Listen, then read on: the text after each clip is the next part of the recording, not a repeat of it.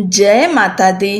प्रिय भक्तों, आप सभी का अपने चैनल मन की शांति में बहुत बहुत स्वागत है। भाद्रपद मास की पूर्णिमा तिथि का विशेष महत्व है। इस दिन व्रत, पूजा और दान करने से जीवन में सुख, समृद्धि, शांति और पुण्य की प्राप्ति होती है। इस व्रत से मनुष्य को सभी प्रकार के पापों से मुक्ति मिलती है और भगवान विष्णु तथा चंद्रदेव की कृपा सदैव बनी रहती है। इस दिन व्रत उपवास करने से व्यक्ति की आयु, आरोग्य और वैभव में वृद्धि होती है। भादो पूर्णिमा के दिन स्नान, दान और भगवान श्री हरि की पूजा करने का विशेष फल मिलता है। मान्यता है कि इस व्रत की कथा सुनने और सुनाने से परिवार में सुख शांति आती है और हर कार्य में सफलता प्राप्त होती है। इस बार भादो पूर्णिमा 7 सितंबर को है। आज के दिन लक्ष्मी नारायण की पूजा करें और इस कथा को जरूर सुनें। द्वापर युग में एक समय की बात है कि यशोदा जी ने श्री कृष्ण से कहा, हे कृष्ण, तुम सारे संसार के उत्पन्न करता, पोषक तथा उसके संहार करता हो। आज कोई ऐसा व्रत मुझसे कहो जिसके करने से मृत्यु लोक में स्त्रियों को विधवा होने का भय न रहे तथा यह व्रत सभी मनुष्यों की मनोकामनाएं पूर्ण करने वाला हो। श्री कृष्ण कहने लगे, हे माता, तुमने अति सुंदर प्रश्न किया है।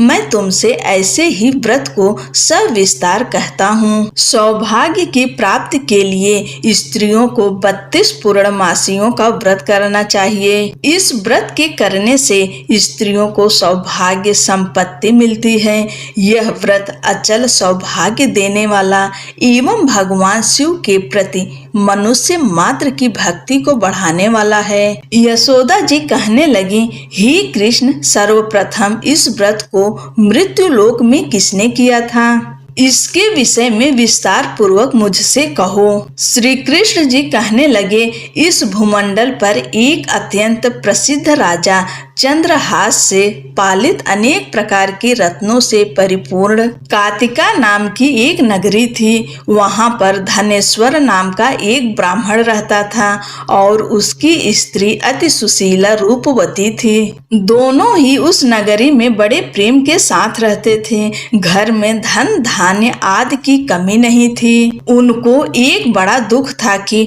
उनके कोई संतान नहीं थी। इस दुख से वह अत्यंत दुखी रहते थे। एक समय एक बड़ा तपस्वी योगी उस नगरी में आया। वह योगी उस ब्राह्मण के घर को छोड़कर अन्य घरों से भिक्षा लाकर भोजन किया करता था। रूपवती से वह भिक्षा नहीं लिया करता था। उस योगी ने एक दिन रूपवती से भिक्षा न लेकर किसी अन्य घर से भिक्षा लेकर गंगा किनारे जाकर भिक्षान होकर प्रेम पूर्वक खा रहा था कि धनेश्वर ने योगी का यह सब कार्य किसी प्रकार से देख लिया। अपनी भिक्षा के अनादर से दुखी होकर धनेश्वर योगी से बोला, महात्मन, आप सब घरों से भिक्षा लेते हैं परंतु मेरे घर की भिक्षा कभी भी नहीं लेते, इसका कारण क्या है? योगी ने कहा कि निसंतान के घर की भीख पतितों के अन्न के तुल्य होती है और जो पतितों का अन्न खाता है वह भी पतित हो जाता है। चूंकि तुम निसंतान हो, अतः पतित हो जाने के भय से मैं तुम्हारे घर की भिक्षा नहीं लेता हूँ। धनेश्वर यह बात सुनकर अपने मन में बहुत दुखी हुआ और हाथ जोड़कर योगी के पैरों पर गिर पड़ा तथा आर्त भाव से कहने लगा, हे महाराज, यदि ऐसा है तो आप मुझको पुत्र प्राप्त का उपाय बताइए। आप सर्वज्ञ हैं, मुझ पर अवश्य ही यह कृपा कीजिए। धन की मेरे घर में कोई कमी नहीं है परंतु मैं पुत्र न होने के कारण अत्यंत दुखी हूँ। आप मेरे इस दुख का हरण करें। आप सामर्थ्यवान हैं। यह सुनकर योगी कहने लगे, हे ब्राह्मण, तुम चंडी की आराधना करो। घर आकर उसने अपनी स्त्री से सब वृत्तांत कहा और स्वयं तप के निमित्त वन में चला गया। वन में जाकर उसने चंडी की उपासना की और उपवास किया। चंडी ने 16वें दिन उसको स्वप्न में दर्शन दिया और कहा, हे धनेश्वर, जा तेरे पुत्र होगा, परंतु वह 16 वर्ष की आयु में ही मृत्यु को प्राप्त हो जाएगा। यदि तुम दोनों स्त्री पुरुष 32 पूर्णमासियों का व्रत विधि पूर्वक करोगे तो वह दीर्घायु होगा। जितनी तुम्हारी सामर्थ्य हो आटे के दिए बनाकर शिव जी का पूजन करना, परंतु पूर्णमासी को 32 हो जाने चाहिए। प्रातः काल होने पर इस स्थान के समीप ही तुम्हें एक आम का वृक्ष दिखाई देगा। उस पर तुम चढ़कर एक फल तोड़कर शीघ्र अपने घर ले जाना। अपनी स्त्री से सब वृत्तांत कहना। ऋतु स्नान के पश्चात वह स्वच्छ होकर श्री शंकर जी का ध्यान करके उस फल को खा लेगी। तब भगवान शंकर की कृपा से उसको गर्भ हो जाएगा। जब वह ब्राह्मण प्रातः काल उठा तो उसने उस स्थान के पास ही एक आम का वृक्ष देखा, जिस पर एक अत्यंत सुंदर आम का फल लगा हुआ था। उस ब्राह्मण ने उस आम के वृक्ष पर चढ़कर उस फल को तोड़ने का प्रयत्न किया, परंतु वृक्ष पर कई बार प्रयत्न करने पर भी वह न चढ़ पाया।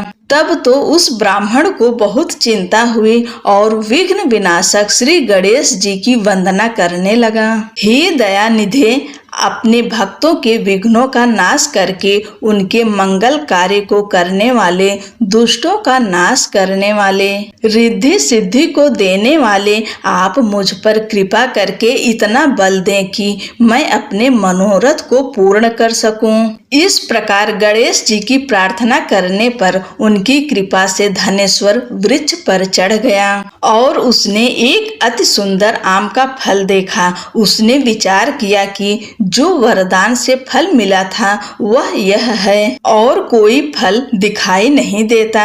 उस धनेश्वर ब्राह्मण ने जल्दी से उस फल को तोड़कर अपनी स्त्री को लाकर दिया और उसकी स्त्री ने अपने पति के कथनानुसार उस फल को खा लिया और वह गर्भवती हो गई। देवी जी की असीम कृपा से उसे एक अत्यंत सुंदर पुत्र उत्पन्न हुआ, जिसका नाम उन्होंने देवीदास रखा। माता पिता के हर्ष और शोक के साथ वह बालक शुक्ल पक्ष के चंद्रमा की भांति अपने पिता के घर में बढ़ने लगा। भवानी की कृपा से वह बालक बहुत ही सुंदर, सुशील और विद्या पढ़ने में बहुत ही निपुण हो गया। दुर्गा जी की आज्ञा अनुसार उसकी माता ने 32 पूर्णमासी का व्रत रखना प्रारंभ कर दिया था, जिससे उसका पुत्र बड़ी आयु वाला हो जाए। 16वां वर्ष लगते ही देवीदास के माता पिता को बड़ी चिंता हो गई कि कहीं उनके पुत्र की इस वर्ष मृत्यु न हो जाए। इसलिए उन्होंने अपने मन में विचार किया कि यदि यह दुर्घटना उनके सामने हो गई तो वे कैसे सहन कर सकेंगे। अस्तु उन्होंने देवीदास के मामा को बुलाया और कहा कि हमारी इच्छा है कि देवीदास 1 वर्ष तक काशी में जाकर विद्या अध्ययन करें और उसको अकेला भी नहीं छोड़ना चाहिए। इसलिए साथ में तुम चले जाओ और 1 वर्ष के पश्चात इसको वापस लौटा लाना। सब प्रबंध करके उसके माता पिता ने काशी जाने के लिए देवीदास को एक घोड़े पर बैठाकर उसके मामा को उसके साथ कर दिया, किंतु यह बात उसके मामा या किसी और से नहीं कही। धनेश्वर ने सपत्नीक अपने पुत्र की मंगल कामना तथा दीर्घायु के लिए भगवती दुर्गा की आराधना और पूर्णमासियों का व्रत करना आरंभ कर दिया। इस प्रकार बराबर 32 पूर्णमासी का व्रत पूरा किया। कुछ समय पश्चात एक दिन वह दोनों मामा और भांजा मार्ग में रात्रि बिताने के लिए किसी ग्राम में ठहरे हुए थे। उस दिन उस गांव में एक ब्राह्मण की अत्यंत सुंदरी, सुशीला, विदुषी और गुणवती कन्या का विवाह होने वाला था। जिस धर्मशाला के अंदर वर और उसकी बारात ठहरी हुई थी, उसी धर्मशाला में देवीदास और उसके मामा भी ठहरे हुए थे। संयोगवश कन्या को तेल आदि चढ़ाकर मंडप आदि का कृत्य किया गया तो लग्न के समय वर को धनुर्वात हो गया।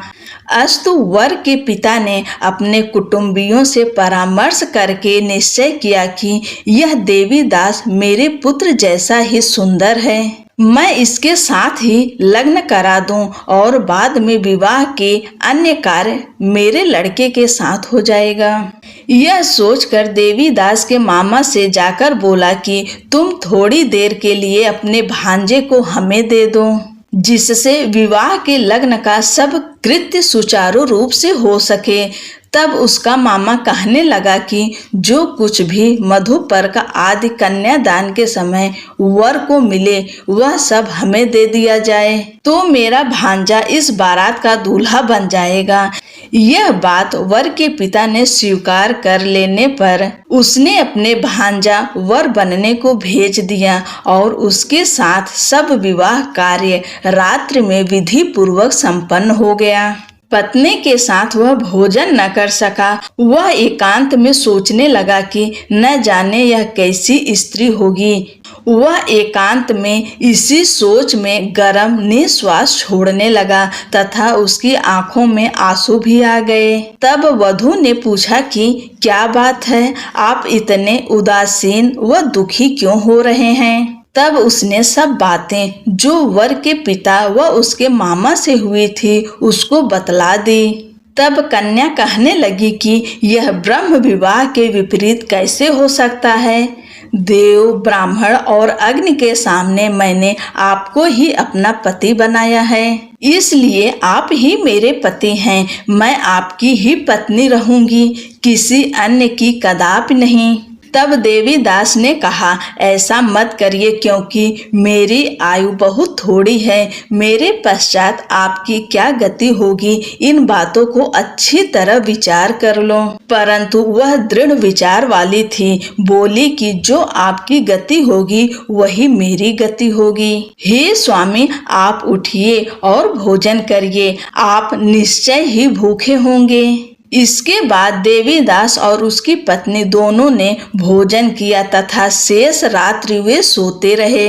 प्रातः काल देवीदास ने अपनी पत्नी को 3 नगों से जड़ी हुई एक अंगूठी दी, एक रुमाल दिया और बोला, हे प्रिय, इसे लो और संकेत समझकर स्थिर चित्त हो जाओ। मेरे मरण और जीवन जानने के लिए एक पुष्प वाटिका बना लो, उसमें सुगंधित वाली एक नवमल्लिका लगा लो, उसको प्रतिदिन जल से सींचा करो और आनंद के साथ खेलो कूदो तथा उत्सव मनाओ। जिस समय और जिस दिन मेरा प्राणांत होगा ये फूल सूख जाएंगे और जब ये फिर हरे हो जाएं तो जान लेना कि मैं जीवित हूँ। यह बात निश्चय करके समझ लेना कि इसमें कोई संशय नहीं है। यह समझाकर वह चला गया। प्रातः काल होते ही वहां पर गाजे बाजे बजने लगे और जिस समय विवाह के कार्य समाप्त करने के लिए वर तथा सब बाराती मंडप में आए तो कन्या ने वर को भली प्रकार से देखकर अपने पिता से कहा कि यह मेरा पति नहीं है। मेरा पति वही है जिसके साथ रात्रि में मेरा पाणी ग्रहण हुआ था, इसके साथ मेरा विवाह नहीं हुआ है। यदि यह वही है तो बताए कि मैंने इसको क्या दिया। मधुपर्क और कन्यादान के समय जो मैंने भूषणादि दिए थे उन्हें दिखाए तथा रात में मैंने क्या गुप्त बातें कही थी वह सब सुनाए। पिता ने उसके कथा अनुसार वर को बुलवाया। कन्या की यह सब बातें सुनकर वह कहने लगा कि मैं कुछ नहीं जानता। इसके पश्चात लज्जित होकर वह अपना समूह लेकर चला गया और सारी बारात भी अपमानित होकर वहां से लौट गई। भगवान श्री कृष्ण बोले, हे माता, इस प्रकार देवीदास काशी विद्या अध्ययन के लिए चला गया। जब कुछ समय बीत गया तो काल से प्रेरित होकर एक सर्प रात्रि के समय उसको डसने के लिए वहां पर आया। उस विषधर के प्रभाव से उसके शयन का स्थान चारों ओर से विष की ज्वाला से विषैला हो गया, परंतु व्रतराज के प्रभाव से उसको काटने न पाया, क्योंकि पहले ही उसकी माता ने 32 पूर्णिमा का व्रत पूर्ण कर रखा था। इसके बाद मध्याह्न के समय स्वयं काल वहां पर आया और उसके प्रभाव से उसके प्राणों को निकालने का प्रयत्न करने लगा, जिससे वह मूर्छित होकर पृथ्वी पर गिर पड़ा। भगवान की कृपा से उसी समय पार्वती जी के साथ श्री शंकर जी वहां पर आ गए। उसको मूर्छित दशा में देखकर पार्वती जी ने भगवान शंकर से प्रार्थना की कि हे महाराज, इस बालक की माता ने पहले 32 पूर्णिमा का व्रत किया था, जिसके प्रभाव से हे भगवान आप इसको प्राण दान दें। भवानी के कहने पर भक्त वत्सल भगवान श्री शिव जी ने उसको प्राण दान दे दिए। इस व्रत के प्रभाव से काल को भी पीछे हटना पड़ा और देवी दास स्वस्थ होकर बैठ गया। उधर उसकी स्त्री उसके काल की प्रतीक्षा किया करती थी। जब उसने देखा कि उस पुष्प वाटिका में पत्र पुष्प कुछ भी नहीं रहे तो उसको अत्यंत आश्चर्य हुआ और जब वह वैसे ही हरी भरी हो गई तो वह जान गई कि वह जीवित हो गए हैं। यह देखकर वह बहुत प्रसन्न मन से अपने पिता से कहने लगी, हे पिताजी, मेरे पति जीवित हैं, आप उनको ढूंढिए। जब 16वां वर्ष व्यतीत हो गया तो देवी दास भी अपने मामा के साथ काशी से चल दिया। इधर उसे ससुर उसको ढूंढने के लिए अपने घर से जाने वाले ही थे कि वह दोनों मामा भांजा वहां पर आ गए। उसको आया देखकर उसका ससुर बड़ी प्रसन्नता के साथ अपने घर ले आया। उस समय नगर के निवासी भी वहां इकट्ठे हो गए और सबने निश्चय किया कि अवश्य ही इसी बालक के साथ इस कन्या का विवाह हुआ था। उस बालक को जब कन्या ने देखा तो पहचान लिया और कहा कि यह तो वही है जो संकेत करके गया था। तदुपरांत सभी कहने लगे कि भला हुआ जो यह आ गया और सब नगर वासियों ने आनंद मनाया।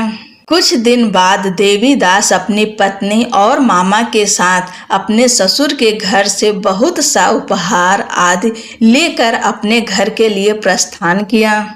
जब वह अपने गांव के निकट आ गया तो कई लोगों ने उसको देखकर उसके माता पिता को पहले ही जाकर खबर दे दी कि तुम्हारा पुत्र देवीदास अपनी पत्नी और मामा के साथ आ रहा है। ऐसा समाचार सुनकर पहले तो उन्हें विश्वास ही नहीं हुआ, किंतु जब और लोगों ने भी आकर उनकी बात का समर्थन किया तो उनको बड़ा आश्चर्य हुआ।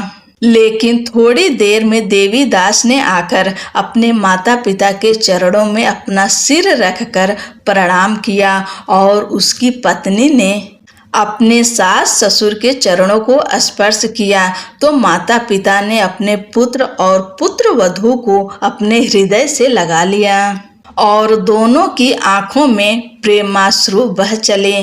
अपने पुत्र और पुत्र वधू के आने की खुशी में धनेश्वर ने बड़ा भारी उत्सव किया और ब्राह्मणों को भी बहुत सा दान दक्षिणा देकर प्रसन्न किया। श्री कृष्ण जी कहने लगे कि इस प्रकार धनेश्वर 32 पूर्णिमाओं के व्रत के प्रभाव से पुत्रवान हो गया। जो भी स्त्रियां इस व्रत को करती हैं वे जन्म जन्मांतर में वैधव्य का दुख नहीं भोगती और सदैव सौभाग्यवती रहती हैं। यह मेरा वचन है, इसमें कोई संदेह नहीं मानना। यह व्रत पुत्र पौत्र को देने वाला तथा संपूर्ण कामनाओं को पूर्ण करने वाला है। 32 पूर्णिमाओं के व्रत करने से व्रती की सब इच्छाएं भगवान शिव जी की कृपा से पूर्ण हो जाती है। बोलो लक्ष्मी नारायण की जय। भगवान भोलेनाथ माँ पार्वती की जय। हर हर महादेव।